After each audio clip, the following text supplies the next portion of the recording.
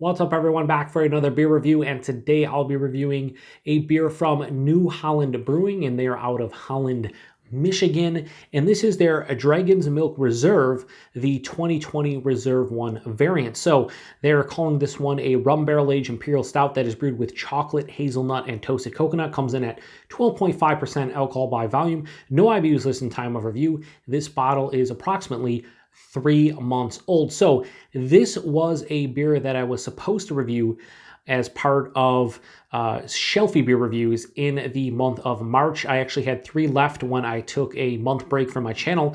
So I'm bringing them back to review here in April and in early May. You will see the last 3 that I had to review over the next 3 weeks every Tuesday. So here we are with the Dragon's Milk Reserve 2020 Reserve 1. Now I wanted to try this one now for about a month before I picked this one up. I was hearing about the release, and it just sounds right in my wheelhouse. I mean, it's rum barrel-aged Imperial Stout.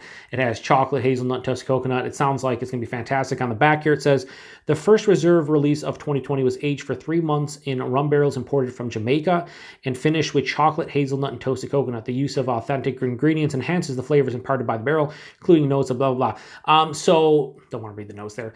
So I believe they use 2,500 pounds of toasted coconut, 1,000 pounds of toasted hazelnuts, and I believe 200 pounds of chocolate. So I will say this. I've seen quite a few people on Untapped check this one in over the past month to 6 weeks. And let me just say that a lot of them say way too much rum. Just like way too much rum kind of overpowers the beer. I've seen a couple people love it. But more often than not, like the Untapped check-ins, people are just like, it's just not for me. So I'm curious to see how this one is. Now, I like rum barrel-aged beers. I love all of the adjuncts in this one. So at the end of the day, is it going to be too much rum for me? I guess we'll find out. As soon as I crack that, it's rum off the top. So, oh my God, that's a shit ton of rum. I'm going to give it a pour here. Holy balls. So when it comes to the Dragon's Milk Reserve series, very hit or miss for me. More often than not, I usually enjoy them, but a lot of times they're disappointing. The base Dragon's Milk is fantastic. I just love that beer. I think it's, especially since it's kind of like a shelfie barrel-aged Imperial Stout. The Dragon's Reserve, or the Dragon's Milk Reserve series, though, that's a different story. Anyway, yeah, that has this really deep, dark brown color. Did not pour out pitch black. Has a little bit of like a brown tinge here at the bottom. Half finger of a straight up, I'd say brown colored head, maybe mocha colored head. Very hard to see because it has not even a half finger. It's like a quarter of a finger. Alcohol legs for days on the glass. Yeah, I mean, it looks like an Imperial Stout of some sort. If I was doing this blind, I would tell you it's barrel aged right from the get-go, and I'd say rum because it smells like rum. Yeah, it's fucking rum. Tons of rum. It's like, it has a very huge spiciness to it coming from the rum. Very alcoholic too, like in the nose, like it's like burning my nostrils. It's very pungent. Very boozy on the nose. And it's rum. Underneath, getting chocolate for sure. Definitely like a dark chocolate, like a sweeter dark chocolate. Absolutely no toasted coconut or hazelnuts at all to speak of in the nose. There is chocolate, a little bit of vanilla probably coming from the barrel, and just tons of rum. I mean, it doesn't smell bad, but it smells like I'm drinking rum as opposed to like a beer. Like, I guess a little chocolate and vanilla kind of is, okay, it's the base Imperial Stout, but like the rum is hard to get past in the nose. Yeah, anyway, it smells good. It just smells a little bit too one note, basically. But yeah, I want to get into it. So cheers, everybody.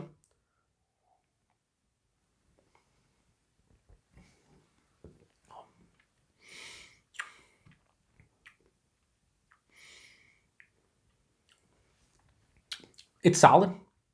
It's enjoyable.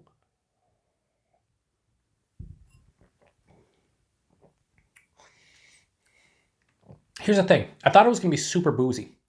Like really boozy. Like kind of just like killing my palate booze-wise. Not as boozy as it was in the nose and not as boozy as I thought it would be. First things first. Body on this one. It's so incredibly thin. And that's another reason that the Dragon's Milk Reserve series sometimes loses me. More often than not, the bodies of the Reserve series are just very thin. This is like higher side of medium, lower side of full body. You're talking about a 12.5% beer. Now, I know it's been in a barrel, usually thins it out, but this is like really higher side of medium body. At a 12.5%, I want something that's medium full, if not full on, body. I want it thick, chewy, viscous. I don't want to necessarily be 100% chewing it, but I want it to be full bodied. I want it to be thick. I want it to be what a 12.5% Imperial Stout should be, and this is not it. The mouthfeel has carbonation, so you know it's carbonated, it's a beer. I was hoping for maybe a little bit less carbonation because it wasn't a barrel. A little bit more of like a soft, smooth kind of sensation. Not crazy soft, smooth, just, I won't say it's harsh on the palate, but it kind of drinks like a 5% amber ale or something as far as like the carbonation goes, and I don't think that's appropriate. So body mouthfeel, a little bit disappointing for me. Definitely the body, way disappointing. Mouthfeel, slightly. The taste though, there's rum, and it's hard to get past that rum. It's not too boozy though. Like, doing this blind, I would guess like 10.5%, not 12.5. Definitely getting warm in my chest. I can feel it just overall as a warming from the alcohol. But on the palate, it isn't like too boozy. It's not astringent at all. It's just, you kind of know it's a bigger beer, but it's not wrecking my palate. It's not ruining my drinking experience. Let's just say that. The booziness is not. But the rum is omnipresent throughout the palate. Underlying, like I said, chocolate character, I was getting definitely in the nose. Not as much in the taste, but here, there's vanilla, there's oak. The barrel's screaming in this one. And the fact that they only aged it for 3 months is crazy. I would hate to see this beer aged for like six months or maybe even a year. I don't even know what kind of beer. It wouldn't even be beer at that point. Probably just be straight up rum. I'm very disappointed that there is no coconut. The toast coconut is not here. I'm not tasting it at all. I'm not tasting the hazelnut at all. There's no nuttiness to my palate.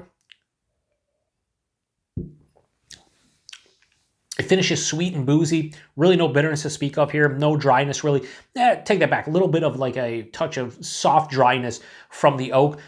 For the most part, this is rum with a little bit of chocolate, vanilla, and oak. That's all it is. It's pretty much the barrel taking over the base Imperial Stout.